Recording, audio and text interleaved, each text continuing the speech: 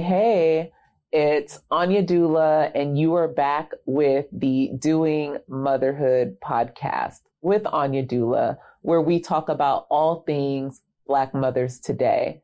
So this is the critical analysis episode that I told you about. And I want to give you just a little bit of background about where this critical analysis episode comes from and why it's so important to me that we're able to dig a little bit deeper into some of these topics. So the critical analysis episode actually comes from me being a college debater. I was on a college debate team, and one of the categories that we would compete in is called critical analysis. So what critical analysis does is it takes a topic of importance, usually some current event that's going on today, and it asks the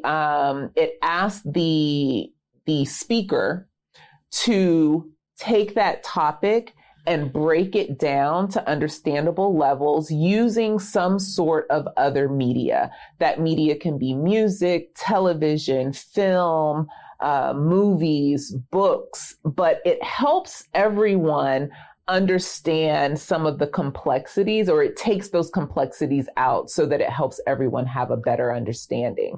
And so now when we're in the debate world, these topics, you have a clock on you and you can only talk about it for 7 minutes tops.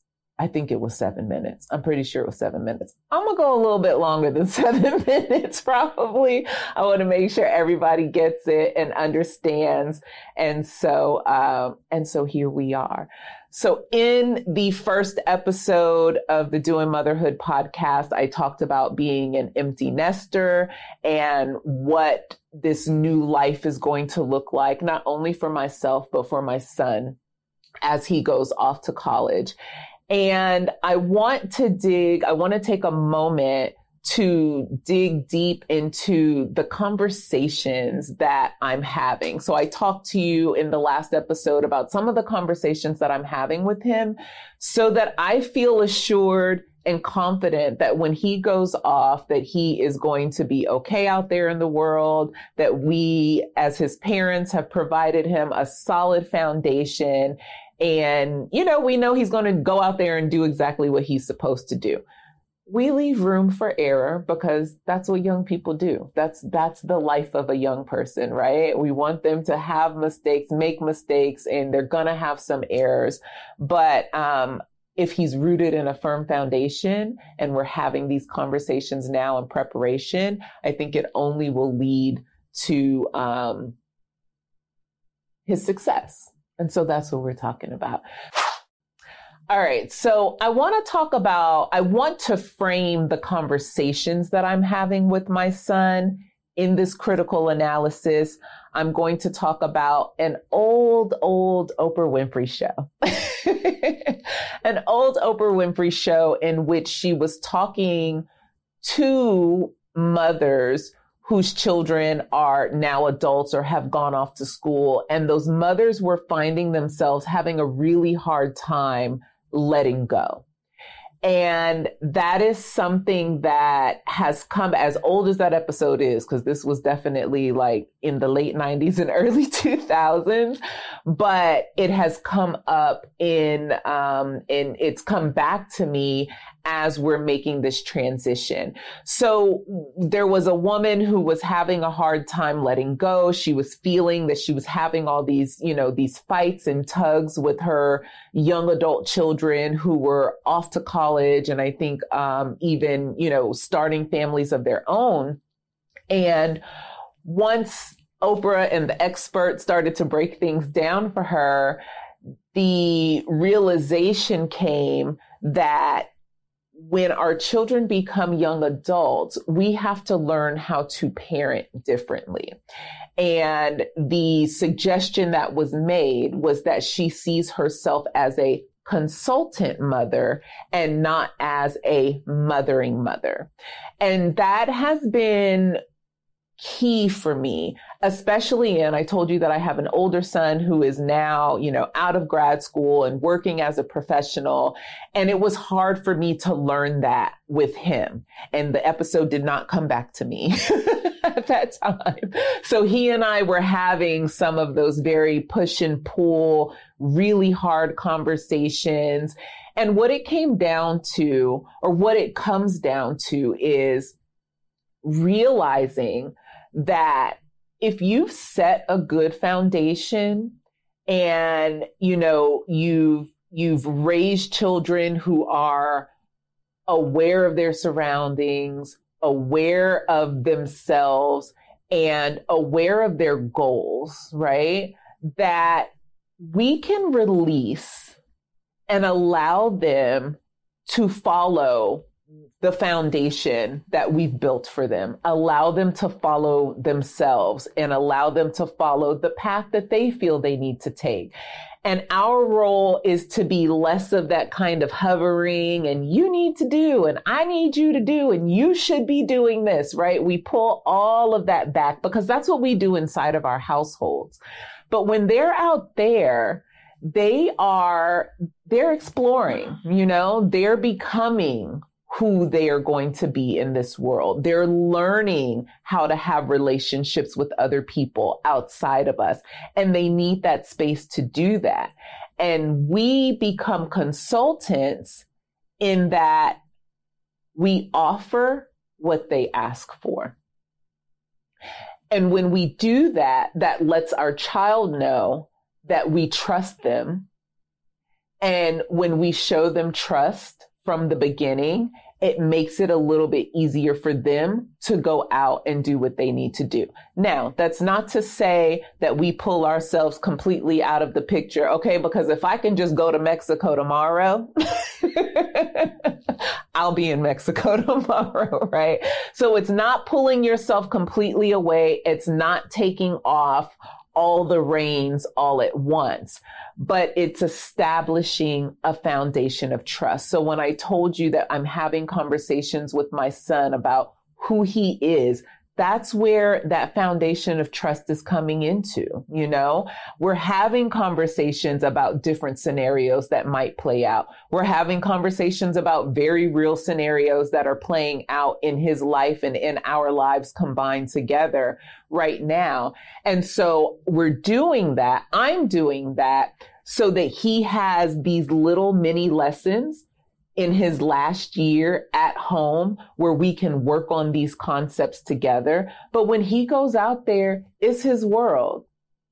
He's got to do what he's got to do. I can't be with him on that college campus. I don't want to be with him on that college campus, right? And I don't want him to feel as though he has to live for me. He has to live for himself. So I have to take myself out of being the mother, right? That kind of, and I don't want to say nagging because that's certainly not a role that I take in our household, but I don't want him becoming overly dependent on my voice. This is a time that his voice needs to be showing up for him and guiding his direction. And so that's how I'm becoming a consultant type of mom. When they come to me is when I offer, and really I ask first what they're looking for me to offer. Do they just need me to listen? Do they want my advice? Are they looking for hard steps to follow? Or do they just need to know that I'm aware and that they can come when and if they're ready to come? So that's the first thing. And then I really want to dig into this book by Malcolm Gladwell. So Malcolm Gladwell has a book called Talking to Strangers that I believe it's his most recent book, but it's been out for a couple of years now. And there's a specific chapter in this book. So the overall premise of Talking to Strangers is that we meet strangers, and a lot of times we have this idea that we can we have a good read on people, and that we can, based on our experiences with others or the experiences that we've had in our lives, whether they're professional or personal experience, that we can determine who someone is and know the truth from fiction pretty much right away. And he takes us through a series of events, most of them current events, or newsworthy events, that things that have been in the news, to help us break that down. And one of the chapters focuses on when young people go off to college and how alcohol becomes a player, but we're not really having those conversations with young people before they go off, right? And so there's a lot of conversations to young women who are going off to college about watching out for rape and watching out for date rape drugs and watching out for, who might be lurking around the corners and all of these things. It's very boogeyman. It's very, there are bad people that'll be out there to get you, and you'll know who the bad people are. And for young men, that there's even less conversation about what it is, what it looks like to conduct themselves when they get to college campuses. But again, we're having conversations about sex. We're having conversations about drugs. We're having conversations about all these extra factors, but we're not having the real conversation about how alcohol plays into these factors. And so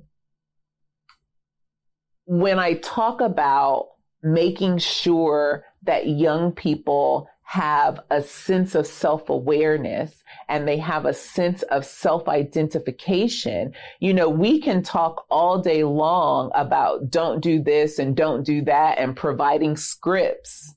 But if that child or that young person does not know who they are and how they fit into the scenario, that's a young person who's easily swayed, no matter how many rules you've established, no matter how many times you've had these conversations. If we're not talking about them in it and making it seem as if it's everyone else around them doing things, and it is. It is. A lot of times it is, right? There are the parties, and they're going to find themselves in situations where they are being peer pressured. They're going to find themselves in situations where they don't want to be the person in the room, right? And so they have to make some decisions. And if we have the real conversations. And so what Malcolm Gladwell was saying in that book is have the conversation about alcohol, have the conversation about sex, have the conversation about drugs, but have the conversation with your child about who they are and what they're doing and what their responsibilities are, not only to themselves, but also to other people. And then you have a well-rounded child who is, or a well-rounded young adult who in those moments, you remember the moments, those moments come fast and heavy, okay?